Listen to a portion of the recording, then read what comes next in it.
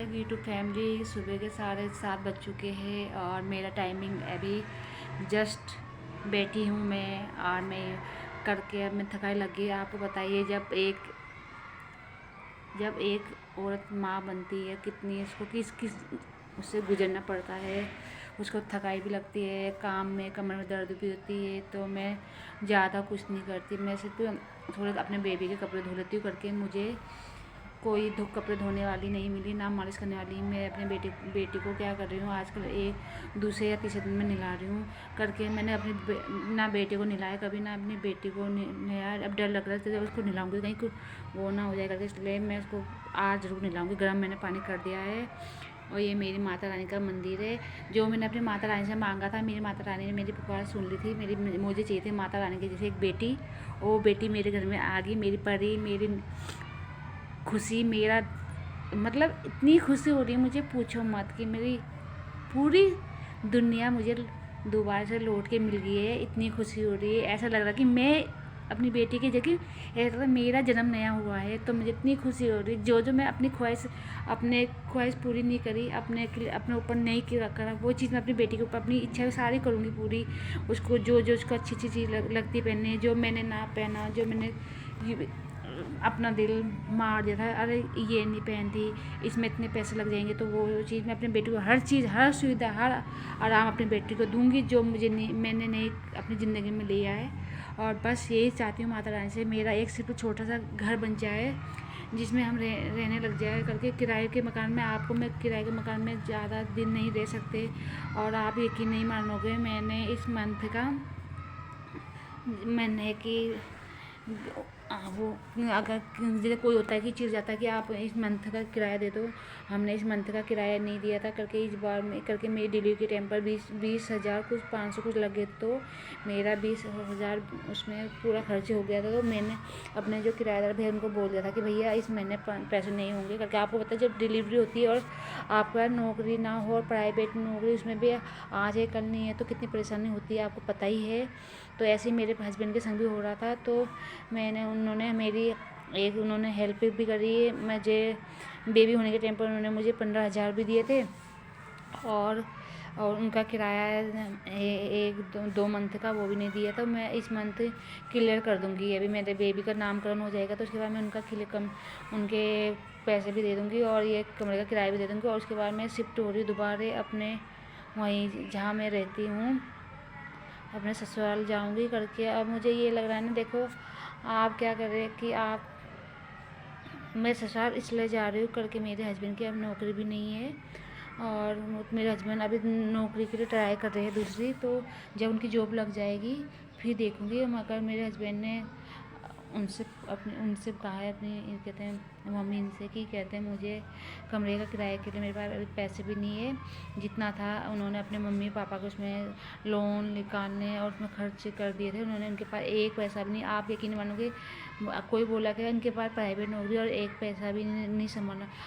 मैं आपको ये बता दूँ, 2015-16 में 16 में मेरी शादी हुई थी। तो मैंने अपने हस्बैंड से ये बोला था कि आप थोड़ा पैसा, ये नहीं कि अपनी मम्मी पापा को मत दो, थोड़ा पैसा आप बचाओगे तो आगे आपके फ्यूचर में काम होगा। आज उनको ये बात लगी है। और आज जब मेरी डिलीवरी हुई तो हमारे पास केवल 3,000 रुपये थे, 3,000। और 3,000 में, और वहाँ का बिल था हमारा 20,500 बिल था।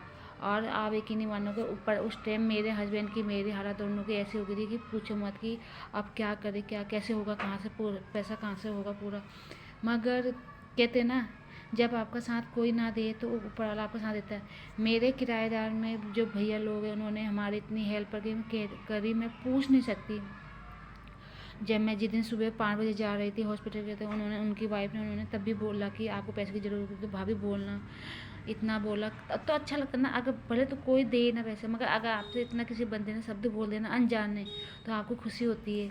तो वही चीज़ उन्होंने मुझे बोला। और मैं जहाँ से हमने थोड़ा सा पैसा उठाने के लिए सोच रहे थे, थोड़ा सा लोन उठाने के लिए सोच रहे 20-25 हज़ार, तो उन्होंने क्या करा, उन्होंने मेरी सास के खाते में डाल दिए वो पैसे ये लगा लो 24 को डाल देते उन्होंने। आज आप ये मतलब 1 मई होगी, आज तक वो पैसा नहीं आया। हाँ, एक पैसा नहीं आया हमारे पास। फिर जो भैया जिनके हम किराए में रहते उन्होंने मुझे मेरे हस्बैंड को 15,000 ट्रांसफ़र करे, तो वो हमने हॉस्पिटल दे के पूरे 20,500 करे। और 2,000 जो हॉस्पिटल में आया होती है उन्होंने वो 3100 मांग रहे थे। तो हमारे पास इतना पैसा था नहीं, तो हमने उनको 2600 रुपये दिए और मिठाई का डिब्बा दिया। और आपको पता है प्राइवेट उसमें हॉस्पिटल में ज़्यादा बड़े बड़े हॉस्पिटल में ये था कि जितना प्राइवेट हॉस्पिटल अच्छा होगा उतना ही महंगाई होगी। और ये था, और मैंने कहा कोई बात नहीं, बस मेरी बेटी आ गई, मेरी बेटी ठीक सलामत रहे। पैसा आज है कल नहीं है, तो कल हमारे पास आ ही जाएगा पैसा, हमें पैसे का वो नहीं है। और उनका भी हम भैया करने जिसने हमारी हेल्प करी उनके पैसे भी हम 1-2 दिन में वापस कर देंगे। बस मेरे हस्बैंड की बस 1 हफ्ते के बाद नौकरी फिर लग जाएगी, चाहे उनकी होटल लाइन में लगी चाहे किसी में लग जाए, बस 2 रोटी हमारा रहने का और ठिकाना हो जाएगा। ये कि अब हमको किराए का मकान छोड़ना पड़ेगा, वो भी इसलिए क्यों करके हमारा इतना बजट है नहीं, 2500 किराया है, ठीक है, कमरे का, बिजली का है, पानी का है। तो मेरे हस्बैंड ने अपनी करके ये था ना कि मेरे हस्बैंड ने उनसे बोला कि मुझे अपने मम्मी से कि हमें एक रूम चाहिए अपना ही, जो जिसमें रहने के लिए करके, मैं अपन नौकरी है नहीं, मेरे 2 बच्चे हो गए और मैं कैसे पूरा करूँगा, मुझे नौकरी सुबह भी नौकरी करनी, रात को भी नौकरी, तभी मैं अपना घर बना पाऊँगा। तो अब मैं मेरे हस्बैंड कह रहे जब तक का बिना हमारा अपना घर नहीं बन जाता तब तक का कोई बात नहीं, हम एक कमरे में भी एक कमरे में भी रह जाएंगे और उसमें ही रहेंगे हम, जहाँ ससुराल में जो हमारा कमरा है, मैं अपने दोनों बेबी अपने हस्बैंड के संग वहीं चले जाऊँगी, शिफ्ट हो जाऊँगी करके। आपको पता करके हमारे पास किराए के लिए अब कमरे का किराया देने के लिए पैसे भी नहीं है, तो मैं सोचिए अपने ही कमरे में चले जाएंगे। चाहे ये कि हमारे कमरे का पैसा बच जाएगा, बिजली का बच जाएगा, इतनी चीज़ की सुविधा हमें मिल जाएगी। तो वो पैसा हम अपने आने वाले समय में अपने चाहे 1 साल में 2 साल में अपना नया मकान लेके बनाया मकान लेंगे और उसमें शिफ्ट हो जाएंगे, तब मैं आपको दिखाऊंगी। बस आप लोग मुझे सपोर्ट कीजिए प्लीज़, मेरा मकान अपना बन जाए, अपने घर में रहने लग जाऊँ करके। आपको पता है ये आजकल कोई प्राइवेट नौकरी में कोई वो नहीं होता, आज है कल नहीं है। जैसे मेरे हस्बैंड के पास कल नौकरी थी, आज नहीं है, आज मेरी बेबी हुई तो नौकरी भी ऐसी होगी, कोई ऐसा वो लगे कि भाई बेबी हुई तो नौकरी चलेगी। मैं ये नहीं मानती, मुझे नौकरी उतना वो नहीं, मेरी बेटी हो गई, मेरी माँ घर में, मेरी माता रानी आ गई, मेरी लक्ष्मी आ गई, माता रानी चाहेगी तो हम पैसा भी आ जाएगा, मेरे हस्बैंड की नौकरी भी लग जाएगी और मेरे हस्बैंड फिर अपनी उसी लाइन में जाने वाले, होटल लाइन में। तो मेरे हस्बैंड की उतार चढ़ाव देखोगे तो आप बहुत रोओगे करके। मेरे पति पहले होटल लाइन में थे, फिर बैंक में आए, बैंक के बाद फिर होटल लाइन में करी उन्होंने 2 जॉब करके, जब उनके पापा बीमार थे करके, और दोनों भाई पैसे नहीं देते थे तो सारा लोन कर्जा सारा इन्होंने 20-25 लाख सारा इन्होंने ही उतारा। अब इनके ऊपर भी काफ़ी ही लोड पड़ गया है, तो इसलिए अब मेरी डिलीवरी तो अब एक पैसा नहीं था, तो कोई नहीं, वो ऊपर वाले ने पूरा कर दिया।